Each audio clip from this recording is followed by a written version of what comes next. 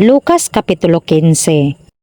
Karon ang tanang mga maniningil sa buhis og mga makasasala nagaduol ngadto kaniya sa pagpatalinghog kaniya, og ang mga Fariseo og ang mga eskriba na nagbagulbol nga nagaingon, kining tawhana nagadawat sa mga makasasala og nagakaon uban kanila, og siya misulti kanila niining sambingay nga nagaingon, kinsang tawhana diha kaninyo nga may usa ka gatos ka karnero og nga nawad-an og usa kanila, dili ba siya mobiya sa kasiyaman og siyam sa kamingawan og mangita ni adtong nawala hangtod kini makaplagan niya, og sa makita niya kini magapas-an niini sa iyang mga abaga nga malipayon og sa iyang pag-abot sa balay magatigom siya sa iyang mga abyan og sa iyang mga silingan nga magaingon kanila, managlipay kamo uban kanako,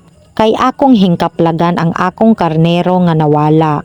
Magaingon ako kaninyo, nga sa maong pagkaagi, adunay kalipay sa langit tungod sa usa ka makasasala nga maghinulusol, labaw pa sa kasiyaman og siyam nga mga matarong nga walay kinahanglan sa paghinulusol.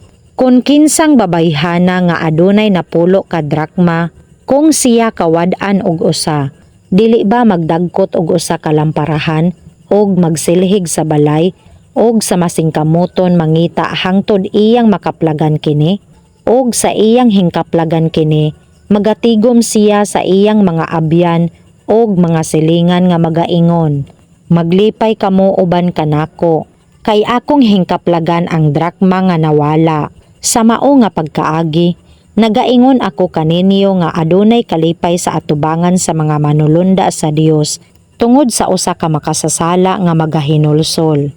Og siya miingon, may usa ka tawo nga adunay duha ka anak nga lalaki, og ang manghod kanila miingon sa iyang amahan, amahan, ihatag kanako ang bahin sa imong bahandi nga mahabahin kanako, og iyang gibahin-bahin kanila ang iyang kahimtang. Og sa tapos ang pipila ka adlaw, ang manghod nga anak mihipos sa tanan og milakaw sa iyang panaw ngadto sa usa ka halayo nga yuta, og didto giusikan niya ang iyang bahandi sa pagkinabuhing daotan.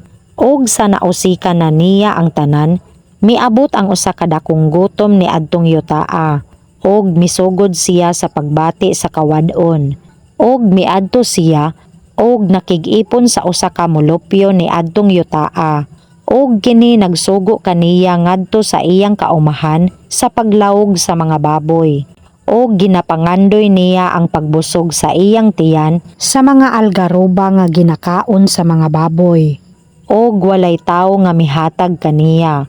Apan sa hingulian na siya sa iyang kaugalingon miingon, kapid-an ka mga mamumuo sa akong amahan nga nahupngan sa tinapay, og ako ania nga nagakamatay sa kagutom. Mutindog ako og moadto sa akong amahan, og moingon ako kaniya, amahan, nakasala ako batok sa langit og sa imong atubangan. Ako dili natakos paganganlan nga imong anak, buhata ako ingon nga usa sa imong mga mamumuo. Og mitindog siya og miadto sa iyang amahan. Apan sa halayo pa siya, ang iyang amahan nakakita kaniya og giabot og kaluoy, og midalagan og migakos sa iyang liog, og mihalok kaniya. Og ang anak miingon kaniya, amahan, nakasala ako batok sa langit og sa imong atubangan, og dili na ako takos pagatawgon nga imong anak. Apan ang amahan miingon sa iyang mga ulipon, dad-an ninyo pagdali ang labing maayong kopo og isulob ninyo kaniya, og butangi og singsing ang iyang kamot, og mga sapin ang iyang mga tiil, og dad-an ninyo dinhi ang nating vaka nga pinatambok, og ihawon siya og mangaon kita og managlipay. Kay kining akong anak namatay na og nabuhi pag-usab, siya nawala na og hingkaplagan, og sila misugod sa paglipay. Karon ang anak nga magulang didto sa uma, og sa mipauli siya, og nagakaduol sa balay, Hingdunggan niya ang honi ug ang sayaw, ug iyang gitawag ngadto kaniya ang usa sa mga binatunan, ug iyang gipangutana kung unsa kaha kining mga butanga.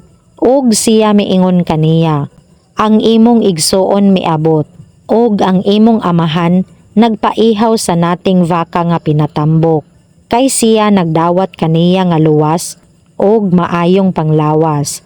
Apan siya nasuko ug dili unta mosulod, ug ang iyang amahan migula ug nagpakiluoy kaniya. Apan siya mitubag ug miingon sa iyang amahan, ania karon, sulod niining daghang mga tuig nagaalagad ako kanimo, ug wala gayud ako makalapas bisan usa sa imong mga sugo, ug bisan pa ikaw wala maghatag kanako usa ka kanding nga nate. Aron unta ako maglipay uban sa akong mga abyan. Apan sa mipauli kining imong anak nga milamoy sa imong kahimtang uban sa mga bigaon, giihawan mo siya sa nating vaka nga pinatambok. Og siya miingon kaniya, anak, ikaw sa gihapon ania uban kanako, og ang tanan nga ako, imo. Apan angay nga kita maglipay og magsadya, kay kining imong igsuon namatay na, og nabuhi pag-usab, og nawala na, og hingkaplagan.